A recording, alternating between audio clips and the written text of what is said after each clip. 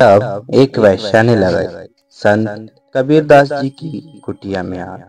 सदगुरु कबीरदास जी की कुटिया के पास एक वैश्या ने अपना कोठा बना लिया। एक ओर तो कबीरदास जी जो दिन भर मालिक के नाम कीर्तन करते और दूसरी ओर वैश्या जिसके घर में नाच गाना होता रहता। एक दिन कबीरदास जी उस वैश्या के यहाँ गए और कहा कि देख बहन, तुम्हारे यहाँ बहुत खराब लोग आते हैं, तो तुम कहीं और जाकर रह सकती हो।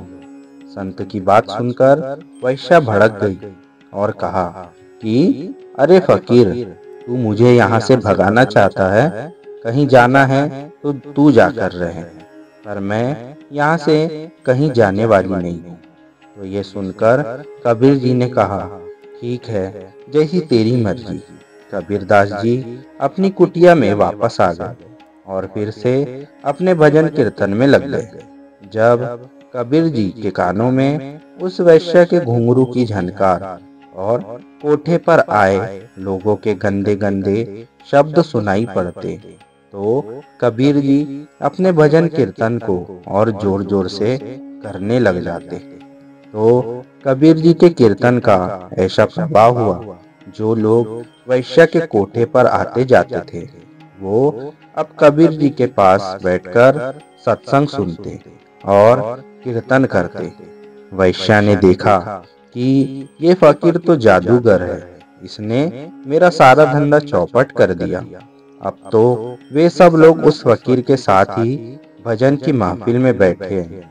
वैश्या ने क्रोधित होकर अपने यारों से कहा कि तुम इस फकीर जादूगर की कुटिया जला दो ताकि ये यहाँ से चला जाए। तो वैश्या के आदेश पर उनके यारों ने संत कबीर जी की कुटिया में आग लगा दी। कुटिया को जलता देख संत कबीरदास बोले, वाह मेरे मालिक, अब तो तू भी यही चाहता है कि मैं भी यहाँ से चला जाऊं। और कबीर जी कहने लगे, हे प्रभु, अब आपका आदेश है तो जाना ही पड़ेगा। साथ संगत जी संत कबीर जी वह जगह छोड़कर जाने ही वाले थे कि मालिक से अपने भक्त का अपमान देखा नहीं गया। उसी समय मालिक ने ऐसी तूफानी सी हवा चलाई कि कबीर जी की कुटिया की आग तो बुझ गई, लेकिन उस वैश्या के कोठे ने आग पकड़ ली। वैश्या के देखते ही देखते उसका कोठा जलने लगा। वो चीखती चिल्लाती हुई कबीर जी के पास आकर कहने लगी, अरे कबीर जादूगर, देख देख, मेरा सुंदर कोठा जल रहा है, मेरे सुंदर पर्दे जल रहे हैं, वे लहराते हुए झूमर टूट रहे हैं। अरे जादूगर, तू कुछ करता क्यों नहीं? साध संगत कबीर जी को जब अपनी झोपड़ी की फिक्र नहीं थी, तो किसी के कोठे से उनको क्या लेना देना। कबीर जी खड़े खड़े हंसने लगे। कबीर जी की हंसी देख वैश्या क्रोधित होकर बोली, अरे देखो देखो यारो, इस जादूगर ने मेरे कोठे में आग लगा दी। और कहने लगी, अरे देख कबीर, जिसमें तूने आग लगाई वो कोठा मेरे अपना तन मन और अपनी इज्जत बेचकर बनाया था, और तूने मेरे जीवन भर की कमाई पूंजी को नष्ट कर दिया। तो ये सुनकर कबीर जी मुस्कुराकर बोले कि देख बहन, तू फिर से गलती कर रही है। और कबीरदास जी कहते हैं कि ना तूने आग लगाई ना मैंने आग लगाई, ये तो यारों ने अपनी अपनी यारी निभाई। तेरे यारों ने तेरी यारी निभाई, तो मेरा भी तो यार बैठा है, मेरा भी तो चाहने वाला है। जब तेरे यार तेरी वफादारी कर सकते हैं, तो क्या मेरा यार तेरे यारों से कमजोर है?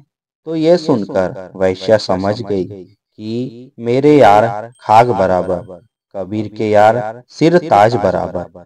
उस वैश्या को बड़ी ग्लानि हुई कि मैं मंद बुद्धि एक हरि भक्त का अपमान कर बैठी। उसके बाद वैश्या ने सब गलत काम छोड़ दिए और संत कबीर जी की शरण ग्रहण कर मालिक के भजन कीर्तन में लग गई।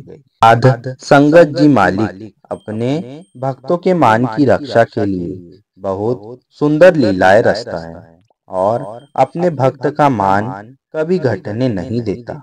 साध संगत जी इस साखी से हमें भी यही प्रेरणा मिलती है कि संतों की शरण में जाने से हमारे सभी दुख दूर हो जाते हैं, हमारे जन्मों जन्मों के पाप मिट जाते हैं, क्योंकि संत सतनाम समुंदर की अंश होते हैं।